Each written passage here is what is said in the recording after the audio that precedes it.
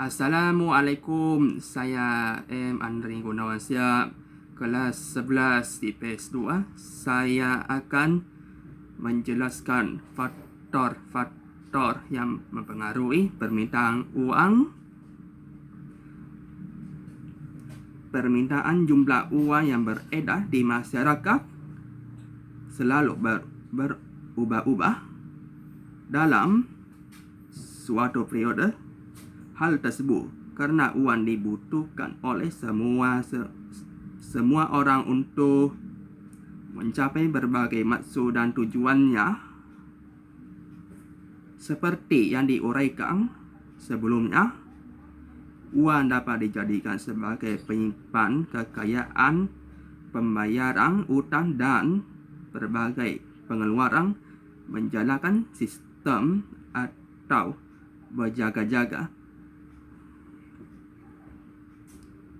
Dari uraian di atas dapat ditarik kesimpulan mengenai faktor-faktor yang mempengaruhi permintaan uang, yaitu sebagai berikut.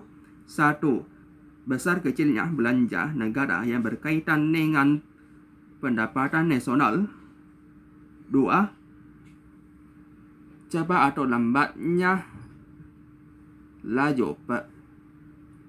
laju peredaran uang.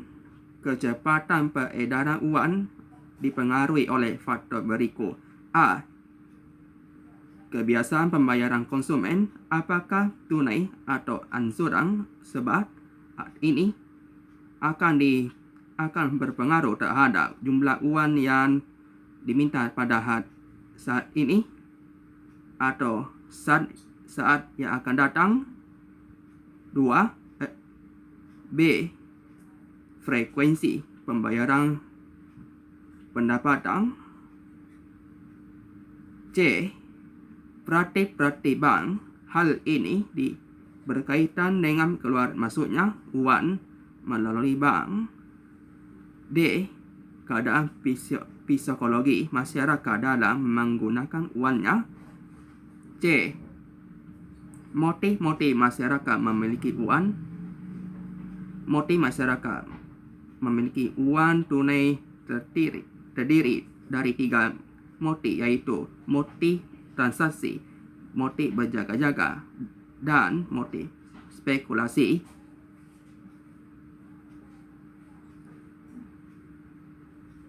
2. Penawaran uang. Menurut Sandono Sukirno tahun 2012, penawaran uang adalah jumlah uang yang tersedia dalam perekonomian. Penawaran uang dipengaruhi oleh faktor-faktor tingkat bunga, inflasi, dan nilai tukar rupiah. A. Teori penawaran uang tanpa bank. Teori ini merupakan gambaran ketika perekonomian masih menggunakan emas sebagai salah satunya alat pembayaran. Ciri penawaran uang pada teori ini yaitu jumlah emas atau alat tukar bisa berubah naik atau turun. Uang beredar ditentukan secara otomatis atau berdasarkan mekanisme pasar dan tidak ada campur tangan pemerintah. B. Teori penawaran uang modern. Dalam pertukaran modern, produsen emas tidak lagi memiliki peranan moneter. Sumber terciptanya uang, beredarnya atau penawaran uang adalah otoritas moneter seperti pemerintah dan bank sentral. 1. Uang beredar sama klasik. Sebagian ekonom klasik mengartikan uang beredar sebagai uang kertas dan uang logam yang ada di tangan masyarakat, karena hanya uang ialah yang benar-benar merupakan daya beli yang langsung bisa digunakan, dibelanjakan, serta mempengaruhi harga barang-barang. 2. uang beredar ketika peradaban makin berkembang. Pengertian jumlah uang beredar saat peradaban makin berkembang dibagi menjadi 3, yaitu sebagai berikut. A. Dalam arti sempit, jumlah uang yang beredar merupakan seluruh uang kertas, uang tunai yang dipegang masyarakat atau uang giral yang memiliki oleh perseorangan.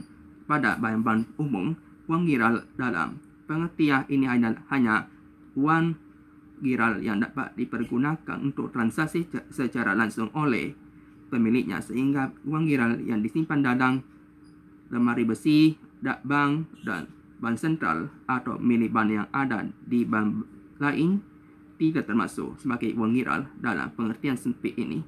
B. Dalam arti luas, selain uang kertas dan giro yang dipegang masyarakat, deposito, berjangka, dan tabungan masyarakat, uang kuasi ya juga termasuk uang beredar. Karena tabungan dan deposito berjangka ini dapat diubah menjadi uang tunai sama dengan uang kertas. Maka pada perekonomian yang semakin maju, banyak transaksi yang dilakukan melalui bank. Lebih luas lagi, jumlah uang beredar juga termasuk uang yang disimpan di lembaga keuangan lain, bukan bank, yang tidak hanya bank umum dan bank tabungan, asalkan memenuhi syarat sebagai uang yang harganya tetap dan dapat diterima masyarakat secara umum, misalkan lembaga pembiayaan, asuransi, dan pegadaian. C. Faktor-faktor yang mempengaruhi penawaran uang. Faktor-faktor yang mempengaruhi penawaran uang adalah sebagai berikut. 1. Tinggi rendahnya tingkat bunga. Makin tinggi tingkat bunga bank, semakin sedikit jumlah uang yang beredar. Semakin rendah tingkat bunga, semakin banyak jumlah uang yang beredar. 2. Tingkat pendapatan masyarakat. Semakin tinggi pendapatan masyarakat, semakin banyak uang yang beredar, sebab masyarakat semakin sering melakukan transaksi. 3. Jumlah penduduk. Semakin banyak jumlah penduduk, semakin banyak dan semakin cepat uang beredar. 4. Keadaan letak geografis. Uang lebih cepat dan lebih banyak beredar di perkotaan dibandingkan dengan pedesaan. 5. Struktur ekonomi masyarakat. Negara berstruktur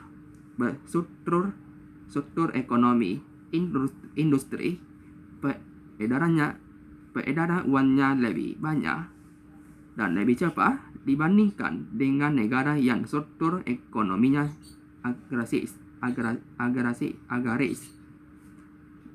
6. Penguasaan ipteh penduduk.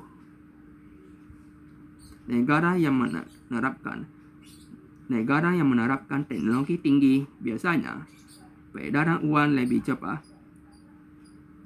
dibandingkan dengan negara yang tidak menerapkan teknologi tinggi.